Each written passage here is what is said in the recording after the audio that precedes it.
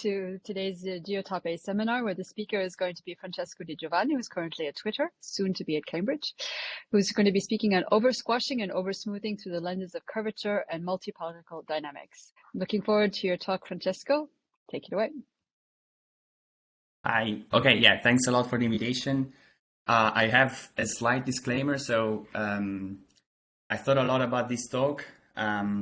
And I decided to present two sort of problems simultaneously. So I'm more than happy to go into detail, but I try to sort of give more a high-level perspective for people to sort of maybe pick up what are actually problems that might be interesting and what might be, in my opinion, new directions or new frontiers to investigate.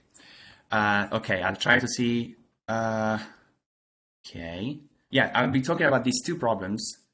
Over-squashing, over-smoothing. I will try to give sort of a definition of them, but most importantly, I will be explaining them more in the context of graphical networks, deep learning, why these sort of problems may be leading towards more interesting directions in the future. This is an outline of the talk. So it's sort of structured in two parts. In the first one, I will be giving you a description of what graphical networks are, what message passing neural networks are, and this perspective of graph rewiring, which I really like, coming from a geometric analysis background. Then we will move to over-squashing long-range interactions, why these things now matter, especially in a moment where, research is sort of pushing this idea that transformers are a unifying architecture. Do we really need transformers on graphs? And some approach and recent works have built on some ideas I developed in a paper I will be describing.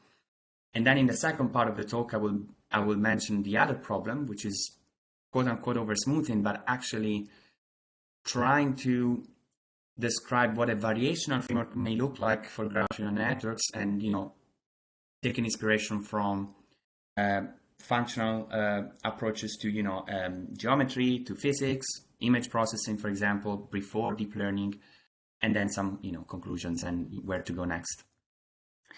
Okay, so GNNs and PNNs, all these acronyms, let's try to put them more into perspective. So graphical networks are any class of parametric functions that take two inputs. So we have a graph. This, of course, is represented by a set of nodes connected by edges that are encoding a relation.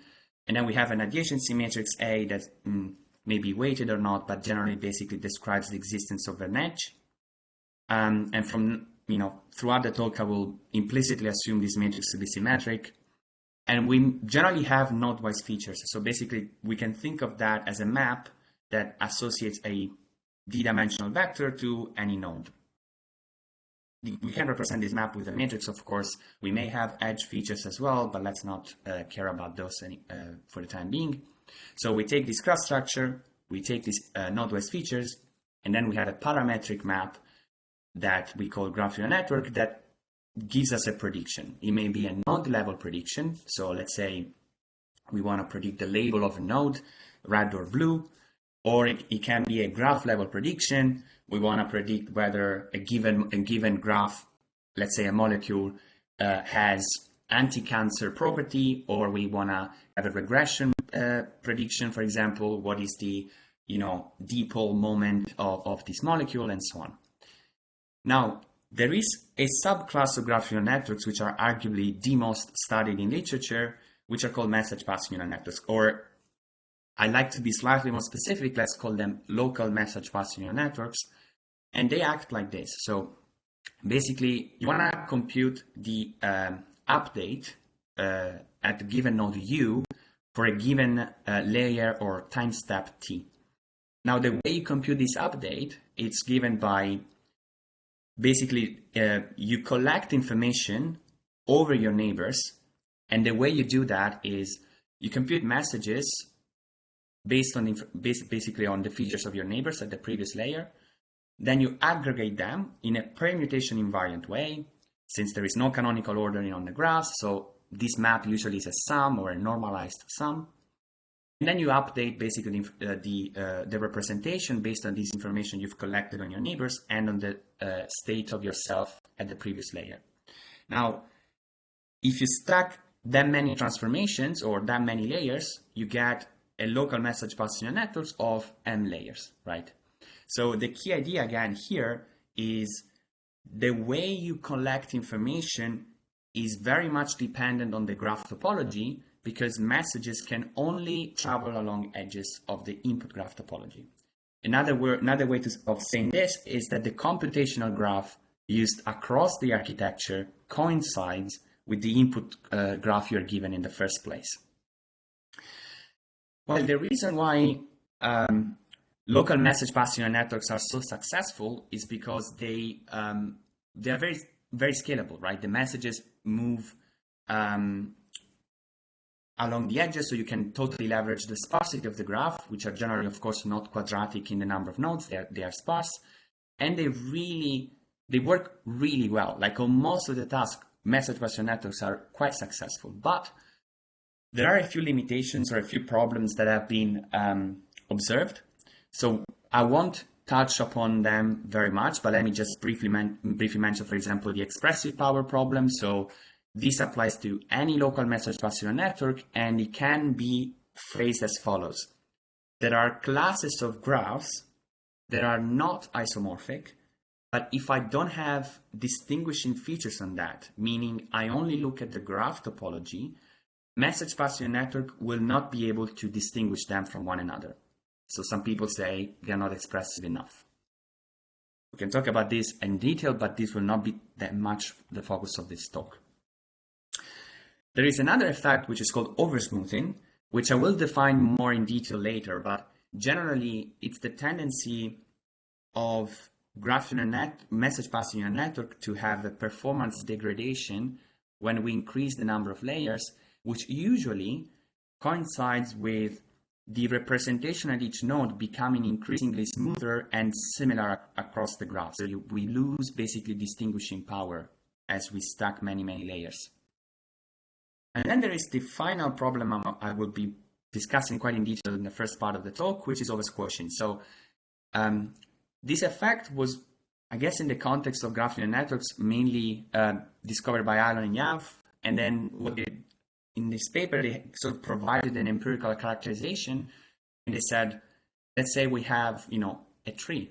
Then if the given task depends on information that lives at node yellow and green, this tree, then the message passing network should allow this information to travel across the tree. The problem, though, is the node green we're looking at will basically, as we increase the radius r, the distance hop, it will see an exponentially increasing number of nodes. So how can we propagate reliably exponentially many messages across the tree? If we take fixed dimension of, the width of the channels is fixed, this is not going to happen if we start increasing the R hop significantly. So they refer to this problem as oversquashing, but it hasn't really been, or at least it wasn't really being studied analytically, and it wasn't really understood quite well where this is coming from. Is it actually avoidable to some extent, and so on. But the point is, oversquashing is an issue that is related to the propagation of information across distant nodes in the graph. Now, given all these sort of limitation of local message passing networks, of course, people have proposed more general models, so more general, more powerful architectures that not necessarily leverage information at each layer contained in the neighborhood, but they may go beyond the neighborhood, right? But the point is that for any such general class, you could actually think of this class to be equivalent to a local message passing network acting on a different graph. So in other words, given a powerful architecture, GNN, there might exist usually a so-called rewiring map R, depending on the graph and the features, such that this more powerful architecture is actually equivalent to a local MPNN, but on a different graph. So, and this perspective basically boils down to decoupling, in a way, the input graph from the computational graph used throughout the architecture, right? So the idea here is maybe the GNN goes beyond the one hop, so basically collects information at each layer that is not just contained among your neighbors. Maybe it also removes some of your neighbors. But the idea is this more powerful architecture may be rewritten trivially as an MPNN on a differently rewired graph. Now, there are cases though where these equivalence is not that useful, right? Because the GNN architecture is more powerful, but the rewiring itself is complicated, does not carry any geometric information. So it's not really a useful equivalence.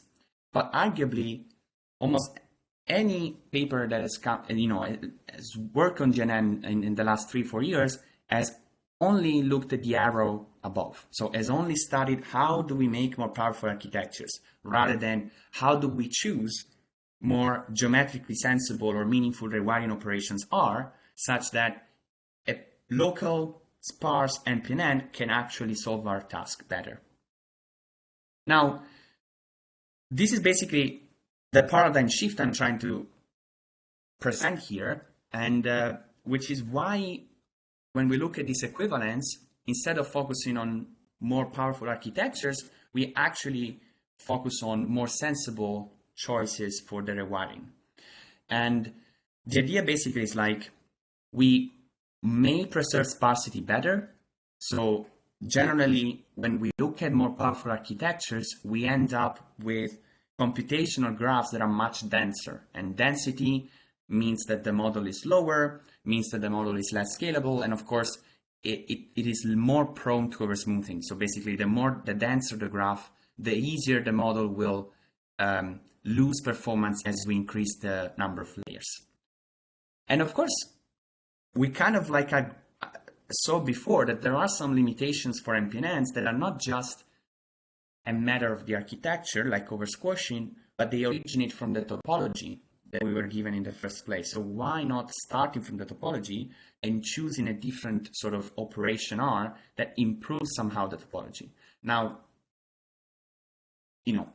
maybe some of you have familiarity with geometric flows, and this is of course a very natural assumption, a very natural approach, right? So the whole idea of geometric flows and manifolds is maybe the topological problem I'm interested in answering is hard, but if I regularize somehow the given space using some curvature flow, for example, it may be easier depending on this evolution of the topology to answer the question.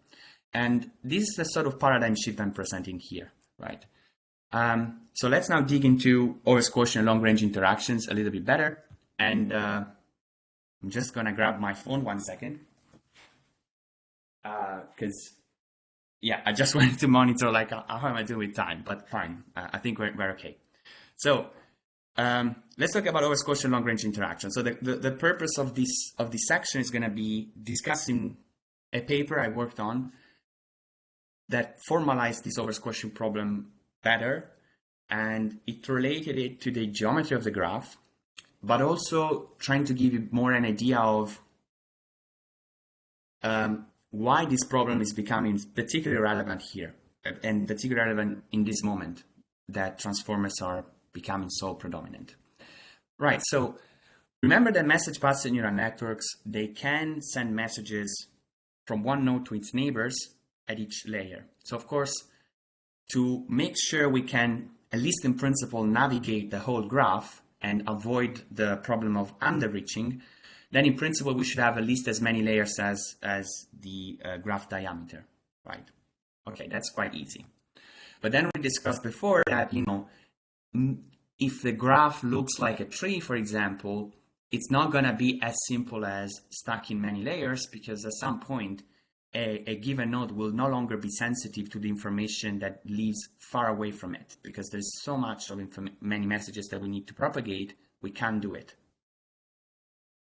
Now, when oversquashing is an issue, this is a very, very important point, right? Because the oversquashing becomes an issue if the task that we are trying to solve does depend on interactions between distant nodes, right? And of course, there are cases, we can think of physics, where if we ignore the electron correlations, for example, we may sort of have wrong predictions by, for example, saying, oh, the ground state of this molecule is much higher, the molecule should not form, but in reality does form. So there are, of course, situations where long-range interactions exist, but of course, there might also be cases like tasks where the prediction only depends on local information, so what is close to you. So you may have oversquished, but this is not a problem for the task. A sort of more subtle issue is the representation power, because of course in deep learning there is this idea that if you stack many layers, if you go deeper, in principle the representation power increases. But now if I'm telling you that depending on the graph topology, there is the illusion that the representation power is increasing, but in fact you're not actually capturing information across distant nodes, then there is a problem. Now, a potential solution are graph transformers, right? So this talk was mainly made for ML audience, ML people. They all know what graph transformers are, but just let me recap this very briefly. It's an architecture that can be thought of as a very special case of graphical networks, where the computational graph is all possible pairs of interactions, and then you're weighting this pair of interactions with an attention mechanism. So basically, the computational graph is a complete weighted graph over the set of nodes. So in particular, it's quadratic in terms of cost and complexity. And this is a very active area of research. Basically, how do we make transformers that are so successful in sequences be basically super successful on graphs as well? But of course, there is a catch, right? So transformers are very expensive, both in terms of training, in terms of the number of the amount of data that they require. They don't leverage the topology in their architecture, so they need positional structure encoding, and there is no clear understanding of how much they need that, what kind of positional structure encoding. Do they need Laplacian eigenvectors? Do they need random walk? And of course, people basically compute all they can and they throw at the transformer. And of course, there are other subtle issues, like we lose, for example, the notion of scale, right? Because if we now connect any pair of nodes weighted by an attention, then any node is instantly communicated with any other node in the graph, something that is breaking completely the notion of locality that the graph was actually providing us with in the first place.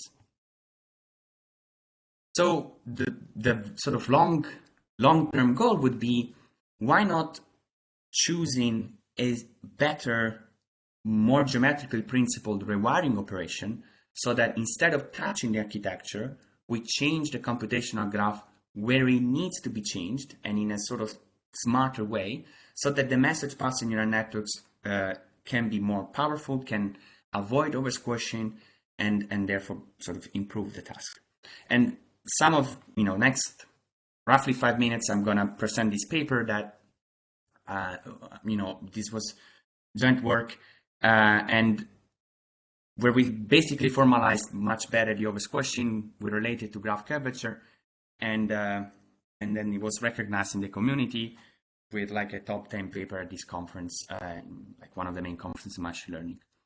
So I'm just gonna basically do, it's not even an assumption because it works basically even for other aggregation map. But the idea is, okay, let's now look at a message passing where the way we aggregate messages is done via the symmetrically normalized adjacency. But this is not an assumption. Like it works even if we don't normalize, it's fine.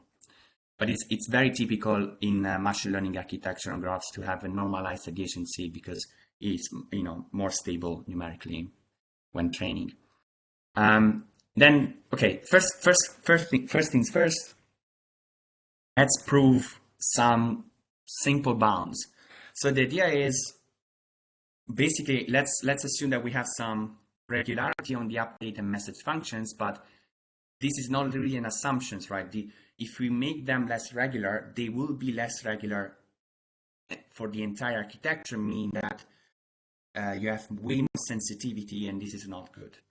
But the idea is like if you pick now 2 nodes in the graph and say they are at distance r+1, then if you think of the representation at node U after r+1 layers as a function of the information that was contained at node V at time 0, then you can bound this basically gradient in terms of the graph topology. So this gradient will be controlled by the entry UV of this power of the adjacency. And of course, we know that this right-hand side, which depends on the topology, is giving us an information of how many paths do we have between U and V suitably weighted by the degree, right? So basically this lemma, the importance of this lemma is sort of highlighting that it's not dependent on the choice of the update or message functions that we can avoid oversquashing. So if two nodes are badly connected in our graph, basically I'm not going to send reliably messages among U and V, which is sort of intuitive, right? And of course, if we look back at the example of the tree that was described in Alon and Yahav paper, then of course the right-hand side now clearly decays exponentially. So we recovered the behavior. Now, if the graph topology though induces oversquashing, the question then would be, can we identify the edges responsible for bottlenecks, or let's say the edges that are responsible for oversquashing more surgically, like a bit more specifically. And then of course here, this is usually the hardest part of the talk when I'm talking maybe to some ML people, but here should be the easiest part, because it's like, we know that in the case of manifolds, curvature does, for example, capture how fast the space is expanding, right? So let's talk, for example, about Ricci curvature. And the idea would be, can we actually, in a way, leverage a discrete notional curvature on the graphs that is telling us, in a way, is the graph now here locally expanding exponentially or not? Because if the answer is yes, we expect, of course, on this region of the graph to have problems in terms of long-range interactions.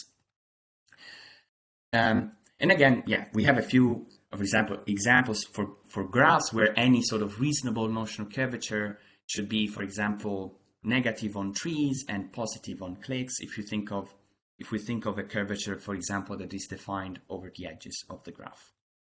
Now, I didn't want to sort of to go through all the details, because this basically could very well be the whole point of the talk. But I want just to give you a very high level overview here. So there are of course different notions of curvature on graphs, but arguably the most studied one is Olivier curvature. So kappa. So this is a function defined over the edges, and the idea is basically using the Waschstein distance of measures defined over the 1 hops of the edge, and then depending on basically the Waschstein distance of these two measures, you can define whether that edge has positive or negative curvature. Meaning that if the edge you're looking at is very important for the connectivity of the two 1 hops, then the curvature would be negative. If I can remove the edge and the information is not going to really change, then the curvature is positive. But the problem is, of course, it's quite expensive to compute because it's transport plans, so it's cubic, and there is no analytic expansion up to a certain order of the Olivier curvature, so which makes less easy to understand, to relate that to the sensitivity analysis I described earlier and the oversquashing effects. So basically, what I did in this paper was introducing a refined expansion of the Olivier curvature up to 4 cycles that we recall Rich, we denote by Ricci, but it's not important. The key thing though is it's very much related to Olivier curvature. It's a bit faster to compute, and it allows us to actually show that over the edges with negative curvature, you do actually have oversquashing, meaning that the edges that have high negative curvature, they will cause oversquashing, which of course is not surprising. If you have the right notional curvature, you would expect negative curvature to be a good indicator of where you start to have exponential growth and therefore problems with information propagation. And this sort of was in a way, key theoretical contributions of this paper. I did prove a few other things, but in terms of approach. So, okay, we've identified the problem. What do we do now? Coming from Richie Flow, the idea was, okay, let's, now that we've sort of identified where exactly in the graph this problem may originate, let's do something locally to improve the curvature. And for example, this sort of behaves as a backwards Ricci flow. It's not, because of course forward Ricci flow does the opposite, but and the idea is, I'm going to show this in an animation, which might be easier. So you sort of, as a pre-computation, you look at the edge with minimal curvature. You sample with some probability triangles or force cycles that can improve sort of the curvature of the edge. You may remove edges with high positive curvature because they will not be essential for the information propagation and to preserve sparsity. And then you keep iteratively going until basically you reach some exit conditions that tell you there is not going to be an improvement sufficient to justify iterating again. So some pros and cons of this approach, right? Or in general of this paper I sort of described you. So this sensitivity analysis is of course useful to study information propagation in graphical networks, and in fact has already been used in follow-up papers in last 10-12 months. And the theory on curvature applies to any local MPNet, so there is not really an assumption on the type of message functions on the specific architecture you're using. It's quite general. And the rewiring approach is surgical. So since you are directly targeting edges with high negative curvature, you sort of have a control on how far the rewired graph is from the input graph. So this is a spatial approach. So you control the sparsity, the locality, which is quite nice. But there are a few things that I don't like and where we should definitely do better. So the first thing is rewiring. So changing the input topology at time 0 may corrupt information contained in the graph. So we probably don't want to change the topology too soon. We would like to have more of a dynamic approach that evolves the topology or evolves the computational graph along with the architecture, right? Then we did get some improvements on the task, but I suspect that there is a doubt that now these improvements may actually be because we mitigated another problem, which is heterophily, which I will discuss later, which is not really long-range interactions. And then from a theoretical point of view, the paper tells you, okay, if you have to start doing some rewiring, start from the edges with high negative curvature or with highest negative curvature. But it doesn't tell you when the curvature is not too negative. And the reason why I'm mentioning this is because, not surprisingly, there's been some recent work from mathematicians, and so for example, Sales, that showed that there are no sparse expanders with positive curvature everywhere, with weakly positive curvature everywhere. So, in other words, some negative curvature on graphs, it is indeed useful. And it's not that surprising, right? Because the curvature is local, so it can, if there are no structures locally around the edge, it will be negative. So the curvature is useful up to a point. We don't really understand when negative is actually a good type of negative. I'm going to actually be much bigger on this part. I'm just going to mention that several works have come up based on our formalism to try to address oversquashing. A few of them are spatial methods somehow. So basically, they do something quite simple, which is, okay, we want to leverage oversquashing. We want to tackle oversquashing and avoid sort of this problem. Therefore, let's make the computational graph a bit denser. Let's actually now aggregate not just over the one hop, but over the one hop, the two hop, the three hop, and so on, and separate the different scales. Of course, this does help because you are now communicating with distant nodes directly, but the problem is you are making the computational graph much denser. So again, scalability, efficiency, density leads to more problems when we stack layers. There is another approach, which is our sort of spectral methods. So again, I'll be quick here, but of course there are more other canonical ways of determining if a graph is well connected for information flow. And this is Chigger constant, right? So I think we probably all know like what the definition of Chicken constant is, but like let me just say this from a high level point of view. So let's think of that as a scalar associated to the graph that measures the energy required to separate this graph into two communities. So of course, it does provide us with an idea of how connected the graph is, but it's not that much of a, it's just a scalar. It's not giving us like sophisticated information of, is this region of the graph actually okay? And is this the region of the graph problematic? It's just giving us an idea of how information flows among any pair of nodes in the graph. And I did use the GCN constant in this paper to prove a few results about existing methods that were actually not improving the GCN constant, so they were not targeting over squashing. But I think what's interesting is that in the last 6 months in the graph machine learning community, we had a few papers that basically proposed variations of the same method, which aims at addressing over squashing by replacing the input graph with a computational graph whose Chiker constant is higher. And for example, one of these works has basically replacing the graphs with an expander graph, which helps with propagating information. So yes, this does mitigate over squashing, but there are a few questions that I'm not entirely clear. Like, for example, why would you improve the information flow among any pair of nodes? This can even be harmful depending on the task.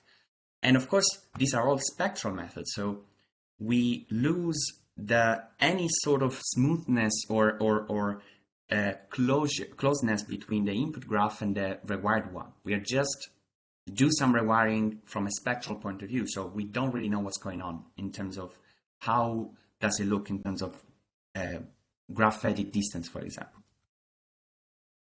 So what's next? So I'm going to finish this part of the talk by basically saying, how do we account for long-range dependencies in the graph? And why do we care about this? So first of all, we would like to have a method that is sparse.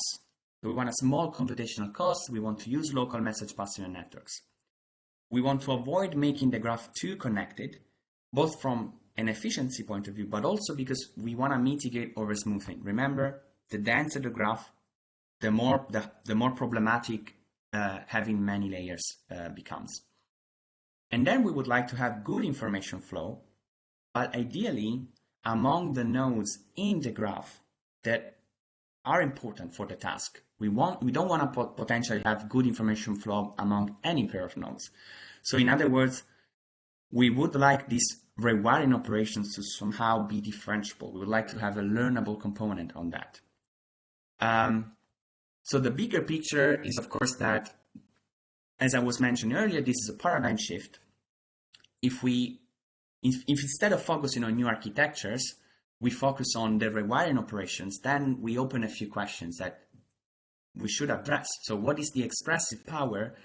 Now, not in terms of the choice of the architecture, but in terms of the choice of the rewiring operation, or more generally of the sequence of rewiring operations. Because as I mentioned earlier, we might not want to have a pre-computation.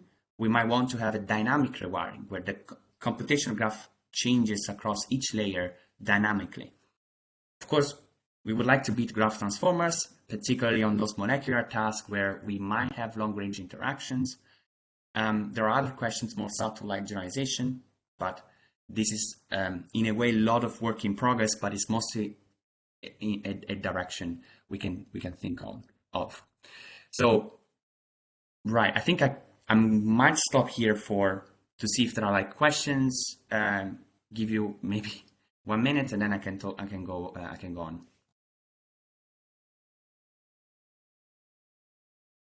I have maybe a question, Francesco. Sure. So when you're working towards changing the topology of the graph in sort of in ways to improve the performance and thinking a lot about the connectivity, I'm wondering whether any of the sort of higher notions of connectivity, once you have a graph, you can look at the flag complex of the graph, or if it's a directed, you think about it as a directed graph, the directed flag complex, and look at some of the higher structures that are arising from that. Have you ever thought about whether there are ways to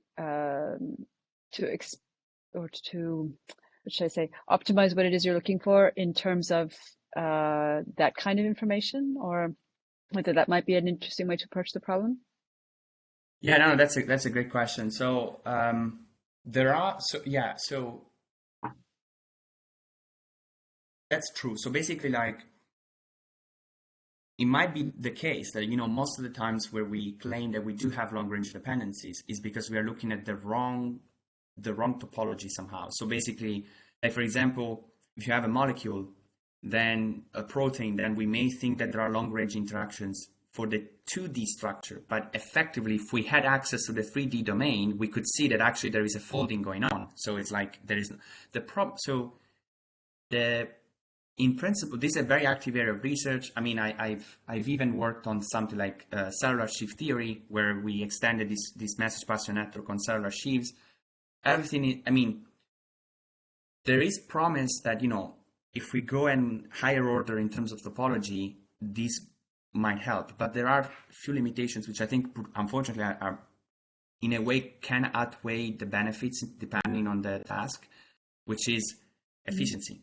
So most of the times, like, if you had access to, for example, 3D information, then this is super powerful. Like, if you have a point cloud, so you don't just have the 2D structure, you also know where this protein lives in the 3D space, then you can leverage the 3D coordinates, do some equivariant message passing a network, and this is extremely powerful. So the catch is that, what happens if we don't have access to this type of information, right? There are situations where computing spatial information is quite expensive, especially perhaps on large molecules. So you would like to have generalization there. So you would like to have 2D access to only the 2D information.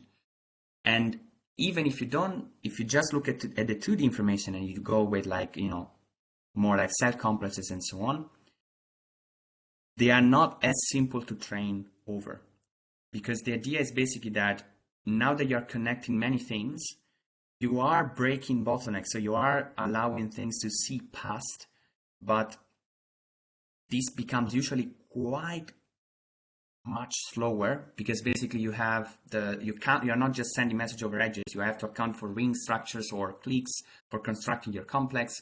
This is slower, and there is empirically, unfortunately, you see it's much more sensitive towards smoothing, because basically whenever you start connecting things, if you're not careful, most of the times you will lose performance as you increase layers, because information travels super fast. So it's definitely worth pursuing this, but there are a few hiccups that one has to be aware of along the way. Okay, thank you. Interesting answer. Right. Okay. So I'll try to. I may have misjudged my time, but I'll try to basically give you just a flavor of the second direction. I won't go that much into detail, because I really like it, and I think it's quite new, at least for the machine learning community. And then we can discuss this at the end with questions. But let me see where to start. Right. Okay. So I'm gonna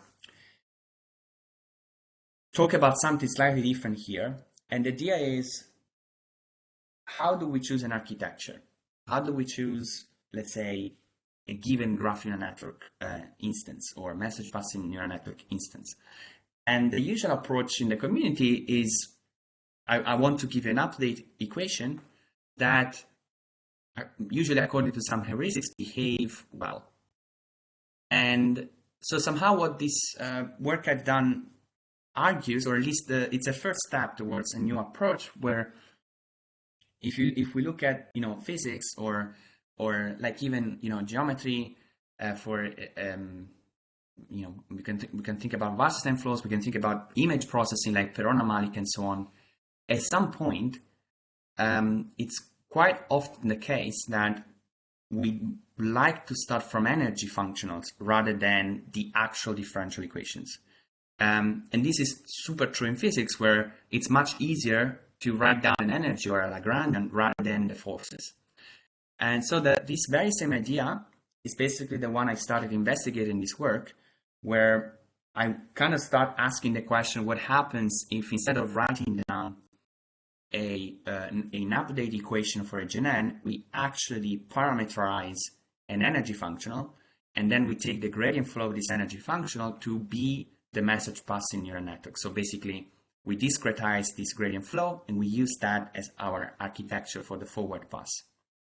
So this is a very high-level perspective, and of course, I'm just going to introduce a few notations here. I think I mentioned this earlier. Probably the only new one is the Laplacian on a graph. This is the normalized version. Of course, it's a semi-positive definite operator, and the eigenvalues then can be ordered from 0, which is always attained, up to the spectral radius, which is a number smaller or equal than 2.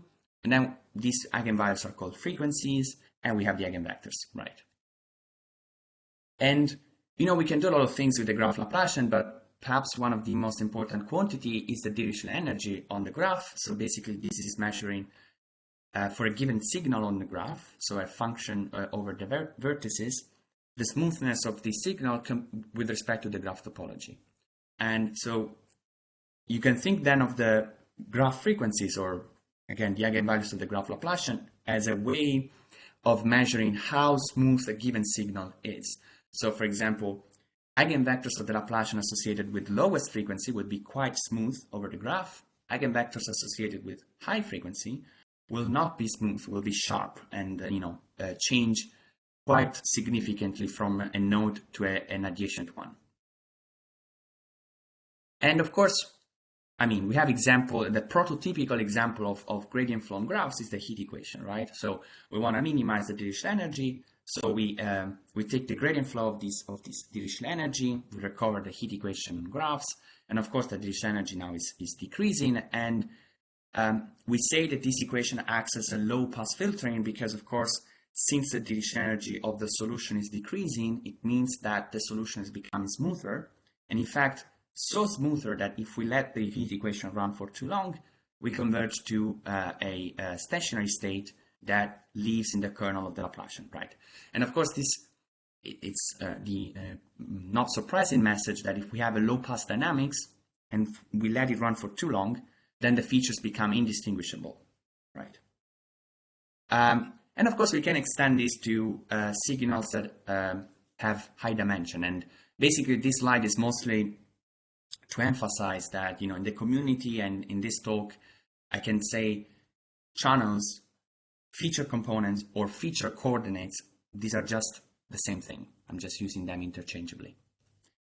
And again, nothing, this is again standard stuff. We can vectorize this matrix signal using the Kronecker product, and this will be particularly useful later, but ideally, basically, that the gradient flow can be written in vector form just by hence Kronecker product formalism, but nothing super complicated.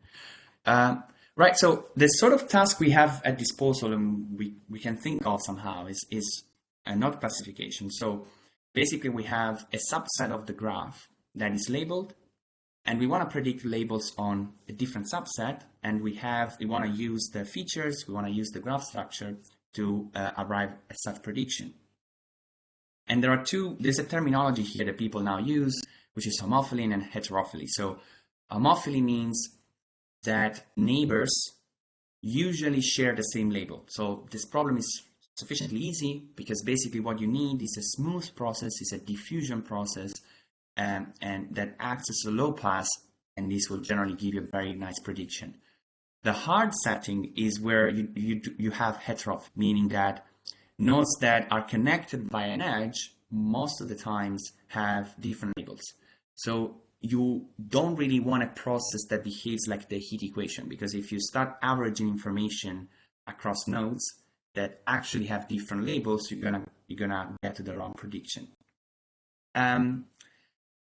Yeah, I'm gonna leave this dual perspective aside. It's not important here. Now, what's the prototypical message passing neural network? So these are GCNs, graphical networks, and they are basically defined as follows. So you take a given layer T, you have two ingredients. You have a message passing matrix, usually this is the symmetrically normalized adjacency, And then you have a channel mixing acting on the right, which sort of mixes the different features. And then you activate pointwise with usually the ReLU or some nonlinearity. And you stack many layers of this, and you get your GCN architecture. Now, GCN is super scalable, super simple, quite effective, but there are usually two types of problems that people seem sort of to have observed. So it has poor performance on heterophilic graphs, and there is a degradation of the performance when we increase the depth. And this degradation usually kicks in quite soon, and this problem is called oversmoothing. So this is not surprising. I mean, there is actually now theory that tells you that for a sort of a layer, if you look at the architecture GCN, what happens is that if the singular values of the channel mixing matrices are small enough, then you can actually prove that the Dirichlet energy of the feature nodes after some layers are decaying exponentially with the number of layers. So basically, the prediction that the GCN does is getting exponentially smoother at each layer, so much so that in the end, you will converge to the kernel of the Laplacian. So basically, this theorem addresses two things. Addresses the poor performance on heterophily, where we don't need smoothing procedures, and the degradation of the performance when we increase layers. But of course, having said that, there are a few questions that sort of remain. So what happens if we don't bound the singular values of the channel mixing, right? Can we actually require more structure on this channel mixing? And with more structure, maybe there is also a better interpretation. And what is the minimal requirement for a graphical convolutional framework to avoid oversmoothing, and all these type of questions. And I'm going to actually now basically stop very, very soon, but trying to arrive to a point that will sort of leave you with the message of the paper. The idea is, instead of defining architectures, let's parameterize an energy, which sort of generalizes the Dirichlet energy, take the gradient flow of this energy, of course, using some Euler discretization, and then we can discretize this gradient flow and define it to be our message passing architecture. Now, the point now is, of course, how do we start? What do we do? And that you can, in this paper, then I take inspiration from image processing. We define some energies. We show that sort of they don't really work because they just can do smoothing. So you move more generally, and you have an energy that can do repulsion. And I'm now skipping through it. There's a bunch of spectral theory that basically tells you like very concretely what's going on in the architecture, right? Basically, the bottom line is that the message passing, you are controlling the dynamics by controlling the spectrum of this channel mix in W. And depending on the spectrum, you can either do attraction or repulsion. But I want to skip through it. There's quite a lot of theory, but quite a lot for general community, I guess. But I want to arrive to the message and leave you with actually more sort of questions for the future that I think these are actually quite interesting and what I wanted to share with you. So the main idea of the paper is, okay, let's not start from the update equations. Let's start from an energy. Let's parameterize an energy that changes sort of generalizes the Dirichlet energy. By learning the parameters, we are actually learning the right energy whose gradient flow gives us a nice architecture. Now, what I did in this paper was actually a special case. So the energy I considered was basically a sort of quadratic energy, so that the equations are sort of linear. They really look like a GCN type of equation, so they're very scalable. And you can prove that they can actually do attraction or repulsion. So there is this physics interpretation, and that you don't have if there's no energy. So all good. But what can we do more? And the idea would be, if we have a nice enough energy, for example, a Lagrangian. Now, if I don't choose the Lagrangian with too much bias, like I did in this paper, but I actually let the Lagrangian be quite expressive, then the Euler-Lagrange equations will actually lead you to new architectures. So architectures that have not been tried before, and architectures that have not been chosen by me, but have been chosen somehow by the Lagrangian. So I'm more and more getting frameworks that are aligned with physics, or if you like mathematics, if you have energy functions. And of course, with that, there is a bunch of techniques I now can use, because of course I can now talk about invariants along the Lagrange. So what are the invariants that my architecture is actually learning from? And ideally, if the Lagrangian is powerful enough, one could hope that the stationary point of the Lagrangian is actually a good enough classifier. If that's the case, then we don't have to care about when do we stop the architecture, what's the right number of layers.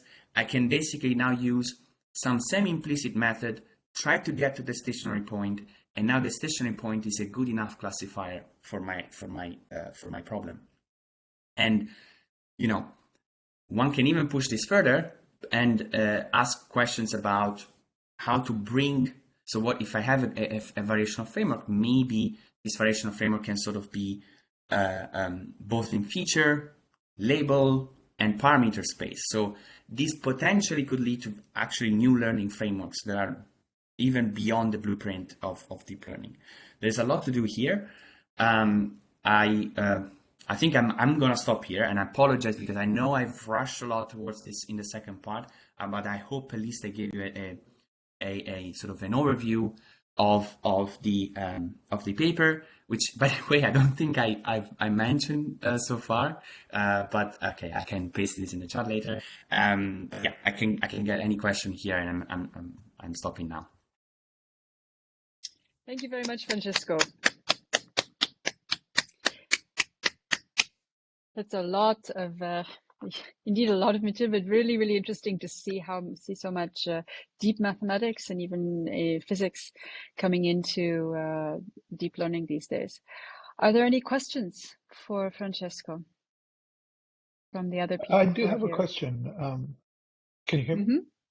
Pablo? Yeah, thanks. So it would be in the paper by Kai and collaborator, I think is one. I don't know if you could go back to that slide. I was wondering, they have some results that are some bounds on the, I guess, the energies that you get. But do you think that if you were to use skip connections as is done in images, you could actually bypass this loss of information across the layers that you get, Francesco? Totally, yeah, totally. So basically, yeah, excellent question. So you're right. So I have. Yeah, I was like rushing through, but like I'm gonna actually answer this question more precisely. So basically, it was already known in the literature. I mean, effectively, like there is a little bit of misconception in the community. Some more practitioners, they think of oversmoothing as generally the degradation of the performance when you increase the layers. Now, this actually definition is not super well defined. What actually oversmoothing is, and at least in the sense that now people comfortable with, like, you know, graph signal processing and spectral theory agree on, is the Dirichlet energy of the solution, perhaps up to normalization, which is something I actually discuss in this paper and people have not really realized, is going to zero in the limit. So it's going to zero if you increase the number of layers. So the solution, basically the dominant quantity, the dominant components are the projections in the kernel of the Laplacian. Now, you're right. The result of kind one in principle applies to the standard classical GCN architecture that does not have skip connections. If you do have skip connections, you can in fact mitigate that. And in fact, one result I have in this paper is that if you remove the skip connections, even in this sort of, basically the channel mixing is less powerful.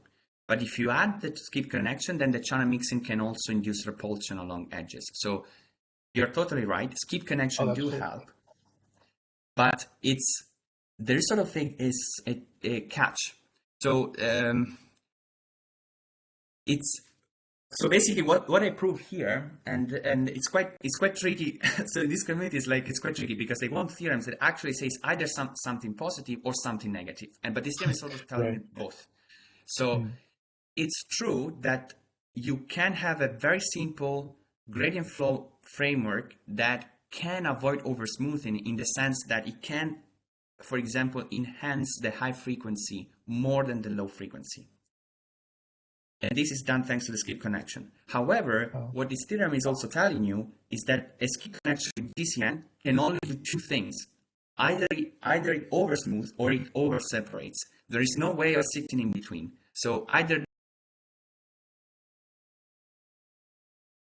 And this is something that was not known in the community. So most of the time, the degradation of the performances may not be necessarily because of oversmoothing, may be because perhaps you're over separating. The problem is, even if you have a skip connection, if you think about response in the frequency domain, you cannot, for example, enhance the medium frequencies in the long run. It's going to either be the low or the high frequency. You can be in between somehow. But in general, yes. Long story short, the skip connection do help, and that's of course true. No, that's a great answer. Sorry, thanks. Yeah, that's very interesting. And obviously, you had considered it, but I haven't read your paper yet. So, and I guess a related question now that we're looking at this theorem again. So in dynamics, you do have this like attractive or repulsive regime, say, but I guess some people that work more in hyperbolic dynamics also know that there are these like partially hyperbolic, so that there's like a little in between there. I mean, do you think that that could also be like the next step in this more, let's say, dynamical or physical analysis of the eigenvectors? So that because at the moment you have like this, it either attracts or repels, and then that kind of separates you into these two, either it kind of works or it doesn't. But in dynamics, there's this kind of gray area of more complicated dynamics where these two things happen. Yeah. I don't know. Maybe have you thought right. about this, or is it too complicated for this community, or too like uninteresting? I don't know. So, I think I would have two answers. So, the first one would be in terms of hyperbolic approach, as in, for example, second order dynamics. They have already been studied actually, and in fact you can then see that you have some oscillations, meaning that in principle you can do something more complicated than just like magnify the low or high frequency. And what is actually interesting, I think it's towards more the landscape of what I was describing at the end. You could, if you have a Lagrangian and you have a kinetic energy, then the Euler-Lagrange equations would be second order. So it's like it sort of comes in naturally in this more perhaps physics-inspired framework. The second answer would be, yeah, of course, in general, even if you are not second order, you can think of more complicated things that just attractor or things that repel you. I don't think they are too complicated from a theoretical point of view for the community. The problem, though, is like we are very much bounded by the architectures. So it does seem the case that, and this is even true for equivariance, like something that we now all love and accept as equivariance, the reality is like there is not like a super strong convincing evidence that what our mental model tells us is better actually works better in the architecture. So whenever you start throwing constraints at the framework, this becomes more efficient, less parameters. We are very happy, but the reality is like most of the times, the less you ask from the weights, the freer you let them be, the more powerful the model becomes, or the more accurate. So the catch is always like, to what extent we are like giving the right strong inductive bias to the model, and this is very much an open question. Oh, thanks. That's very interesting because it's kind of like you actually want just the performance to be better, so you have to learn what. So thanks a lot for. I was wondering if you could I don't know if you could share the slides, because there were a lot of references in your slides. So is there like a public version of these slides available so that I could look at the references? I can send them after the talk to maybe Carlos. I don't know. I can definitely share them. Okay, great. Thanks. That would be very useful. Because I think there's a lot of stuff that I have, especially with the references with graph transformers, I haven't kept in touch exactly in all the developments this year. So that would be good to But if if you like geometry and stuff, you're not gonna like graph transformers that much. But yeah, I mean, I'm gonna of course share the slides, and if there is no reference also to the paper, to the second paper I presented, I'm gonna add the reference. I'm not sure I had that, but sure. Okay, great. Well, thank you very much, and thanks to the organizers. It was very great. Yeah, thanks for the question. Good questions, actually. Yeah. Okay. Well, since it's 6 o'clock, wait a second. I think there's something in the chat. Let me just check. Oh yeah. Somebody just asked if you could expand on what you mean by the word architecture in this Oh, yeah. context. Yeah. So, okay. So basically, architecture is basically the model that you are using for the prediction. So, in a way, if we think about deep learning, this is generally, there are layers. So there are basically two components. There is a forward pass. You basically want to dictate how you move from one layer to the other. Then you stop at some point. This is a very critical issue. Most of the times, you don't know when to stop. You just tune over it. And then once you stop, you feed basically what you've collected to a loss.